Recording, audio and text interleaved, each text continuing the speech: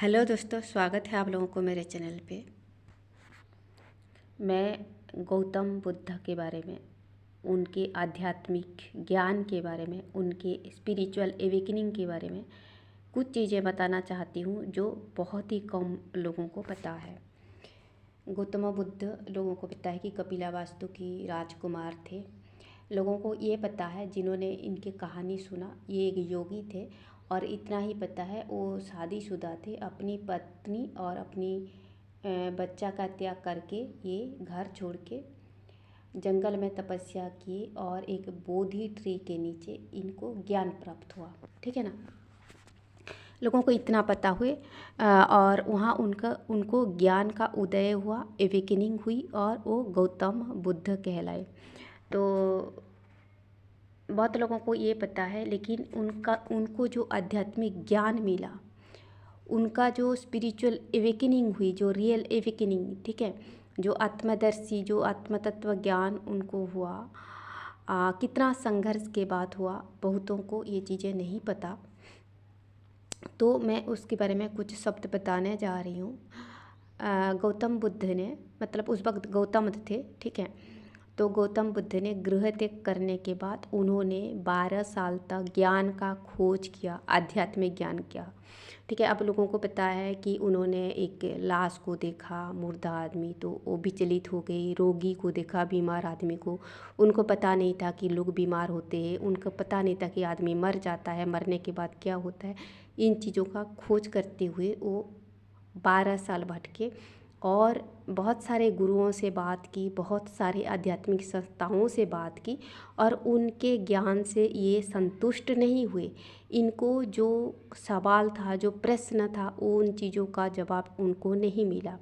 तो 12 साल तक अलग अलग आश्रम, गुरुओं के सानिध्य में रह करके इनको ज्ञान की संतुष्टि नहीं मिली, सही ज्ञान इनको नहीं मिला, यानी कि इनके सोल की एवेकनिंग नहीं हुई। फिर लास्ट में ये कर्मयोग का अभ्यास किए एक गुरु के तत्वावधान में, यानी कि एक गुरु के अंडर में, एक आश्रम के वहाँ कर्मयोग, इनको बहुत ज़्यादा कर्मयोग करवाया गया और इनके शरीर बहुत कमज़ोर हो गया, दुर्बल हो गया। तो क्योंकि ये हर किसी के बारे में सोच रहे थे, ये पूरे पब्लिक के लिए, पूरे मानवता के लिए एक ज्ञान का खोज कर रहे थे गौतम बुद्ध। तो वो ये जिस तरीके से शारीरिक श्रम के, मानसिक श्रम के, इनको लगा कि हर कोई ये चीज़ नहीं कर पाएगा। और इनके खोज थी कि हर पर्सन को, हर जो है मिडिल वर्ग के आदमी को, हर किसी को वो ज्ञान मिले जो इन चीज़ों से उभर पाए, रोग, शोक, मृत्यु, इन चीज़ों से ऊपर उठ पाए, हर कोई उठ पाए, पूरे मानवता इन चीज़ों से ऊपर उठ पाए। ठीक है। तो गौतम बुद्ध उन चीज़ों की खोज कर रहे थे और इनको लगा कि ये जो कर्म योग है, जो ये खुद कर रहे हैं और इनको इतना कठिन हो रही है, तो हर कोई ये चीज़ें नहीं कर पाएंगे। तो इन्होंने, जो 12 साल पूरी हो चुकी थी और वहाँ भी संतुष्टि नहीं मिला कि ये दुर्गम है, हर किसी के प्रैक्टिस के लायक नहीं है ये रास्ता कर्मयोग, तो उन्होंने उन चीज़ों का भी त्याग किया और उन्होंने एक बोधि पेड़ के नीचे ध्यान की और इनको ज्ञान प्राप्ति हुआ। एक्चुअली वो ज्ञान प्राप्ति कैसे हुआ, क्योंकि इन्होंने 12 साल तक बहुत ज़्यादा ज्ञान का अभ्यास किया था। जो इनके घर छोड़ने के और ये जो बोधि पेड़ के नीचे मेडिटेशन करने के बीच जो 12 साल का अवधि थी, उन बीच इनका कर्म नष्ट हुई। जो भी तपस्या करके, ध्यान करके, कहीं पे कर्मयोग करके, ठीक है। तो इन्होंने 12 साल तक, इनको 12 साल लगा सारे कर्मों को नष्ट करते हुए, तब उनकी आत्मा पवित्र हुई, प्योर हुई और सच्चा ज्ञान, आत्मज्ञान इनको बोधि पेड़ के नीचे प्राप्त हुआ। ठीक है।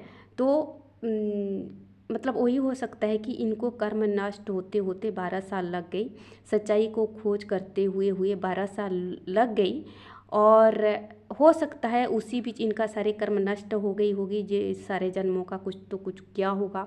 ठीक है। तो एक सच्चा चीज़, एक अच्छा चीज़ एक सही वक्त पे ही होती है। तो हम साधु संतों की कहानियाँ सुनते हैं, किताबें पढ़ते हैं कि इन्होंने घर त्याग किया, ज्ञान प्राप्त हुआ। ठीक है। विवेकानंद जी के बारे में पढ़ते, लेकिन वो जो ज्ञान प्राप्त हुआ वो विवेकानंद कैसे बने, ये गौतम बुद्ध कैसे बने, उनके बीच जो इनका जो संघर्ष है, जो इनके बीच जो इनका जो संघर्ष रहा है, उन चीज़ों के बारे में हर किसी को नहीं पता होता है। ठीक है, तो ये कुछ चीज़ें मुझे पता थी और मैंने ये बातें फिलोसफी में पढ़ी थी। तो मुझे लगा क्योंकि जो अब साधक लोग हो, जो भी स्पिरिचुअल प्रैक्टिसेस कर रहे हो, जो भी हीलिंग कर रहे हो, जो भी इम्पेशेंस हो जाते हो कि कब जो है हमारी एनर्जी बैलेंस होगा, कब जो है वो चीज़ें फल मिलेगा, चाहे आप पार्टनर की वेट कर रहे हो, चाहे आप तरक्की की वेट कर रहे हो, किसी भी चीज़ का वेट कर रहे हो, कब वो वक्त आएगा।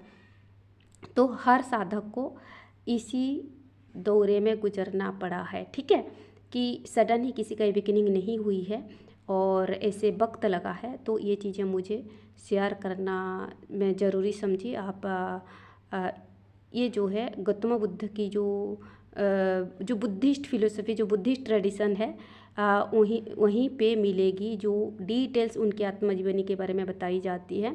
तो ये चीज़ें बुद्धिस्ट फिलोसफी जो लोग पढ़ते हैं, बुद्ध की जो डिटेल्स फिलोसफी पढ़ते हैं, वहीं पे आपको ये ज्ञान मिल सकती है। कोई भी अच्छा जो है बुद्धिज्म का जो आश्रम है वगैरह, वहाँ जो साधना वगैरह सिखाई जाती है, ये इस ज्ञान की जानकारी आपको वहीं पे हो सकती है। तो ये जो मुझे ज्ञान पता था, काफ़ी लोगों को नहीं पता होगा, इसीलिए मैंने ये ज्ञान को शेयर किया। अगर ये वीडियो आपको अच्छी लगती है तो लाइक करें, कमेंट करें। वीडियो देखने के लिए शुक्रिया।